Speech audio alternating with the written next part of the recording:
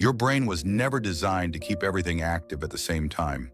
Unread messages, unfinished conversations, work notifications, old arguments, social media updates, other people's expectations, problems you cannot solve right now, thoughts that keep coming back without bringing anything useful.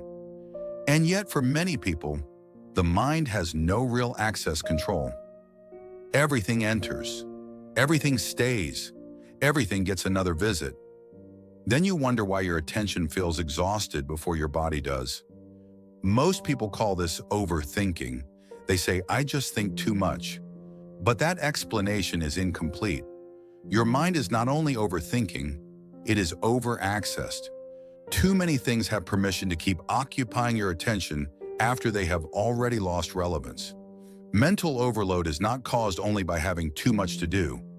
It is also caused by allowing too many things to keep access to your mind. That is the part most people never learn to protect.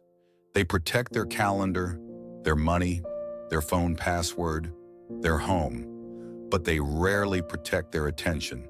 And attention is one of the most expensive resources you have. When something has access to your attention, it has access to your energy. It can change your mood, interrupt your focus, drain your patience, follow you into sleep, show up again the next morning before the day even begins. That is why you can look rested on the outside and still feel mentally invaded on the inside. Your body may be sitting in a quiet room, but your mind is in a crowded subway. Everything is entering at once. A message you have not answered, a conversation you keep replaying, a person whose opinion still controls your mood, a problem with no next step, but still demanding space. Nothing looks dramatic, but every direction costs energy. Your brain is not overloaded only because life is busy. It is overloaded because too many things still have access to it. There is a difference between noticing something and giving it access. You can notice a thought without letting it stay. You can receive a message without letting it control the next hour. You can remember a conversation without reopening the emotional file every day. You can be aware of a problem without letting it occupy your entire inner world. But when there is no internal boundary, everything becomes active. One comment becomes an afternoon. One notification becomes a mood. One unfinished conversation becomes a mental loop.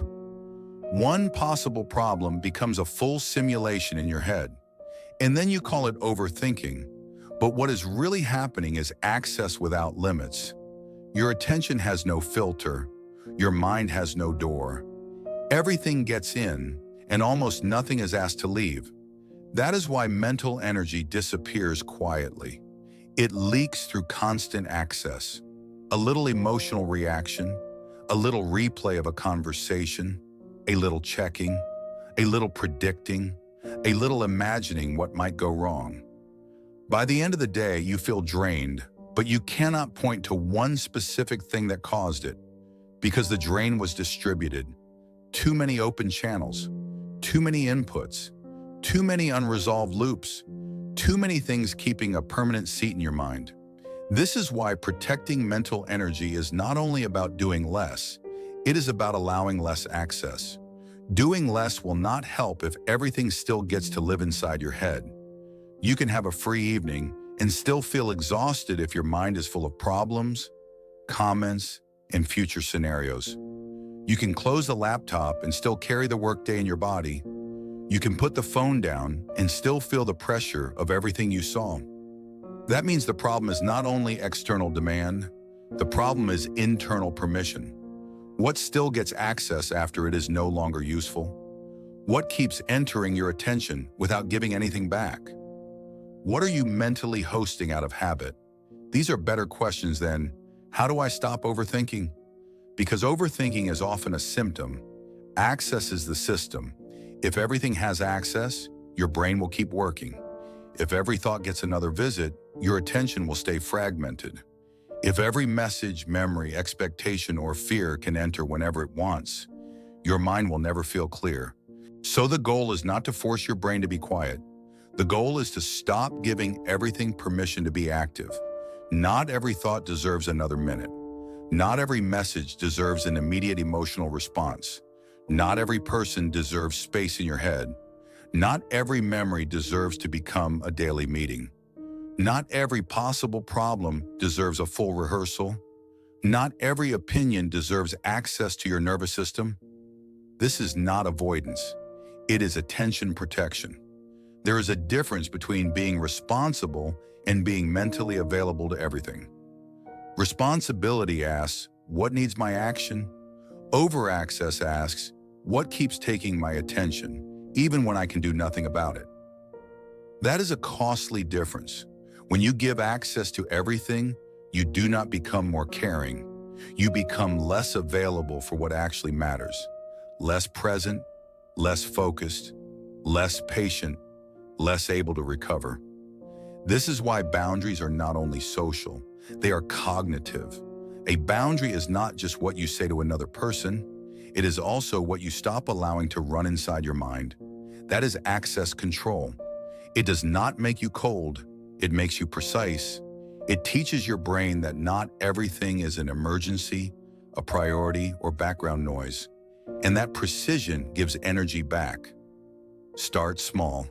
The next time something keeps repeating in your mind, do not only ask, why am I thinking about this? Ask, why does this still have access? Is it useful? Is it actionable? Is it asking for a decision or a boundary? Or is it just taking space because it is used to being allowed in?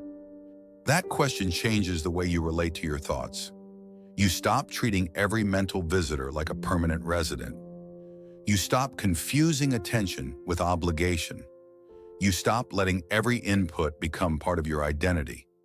And you begin to understand something important. Your mind is not a public place. Everything does not get to enter. Everything does not get to stay. Everything does not get to consume you. Your attention is not unlimited. It is not cheap. It is not neutral. Whatever gets access to your attention gets access to your life. So choose carefully. The goal is not to become someone who never thinks. The goal is to become someone who knows what deserves access. Your brain does not need to process everything. It does not need to carry every message, every memory, every opinion, every expectation, every possible future. It needs protection. It needs filters. It needs internal doors. And sometimes the most powerful shift is not adding more discipline. It is removing access from what no longer deserves your energy. So before you ask, how do I stop overthinking? Ask a better question. Why am I giving so many things permanent access to my attention? That question is where mental clarity begins. Not everything deserves access to your mind. And once you understand that, you stop treating your attention like something the world can take whenever it wants. You begin to protect it. You begin to reclaim it. You begin to use it for the life you are actually living, not every noise trying to enter it. Be prosperous from the inside out.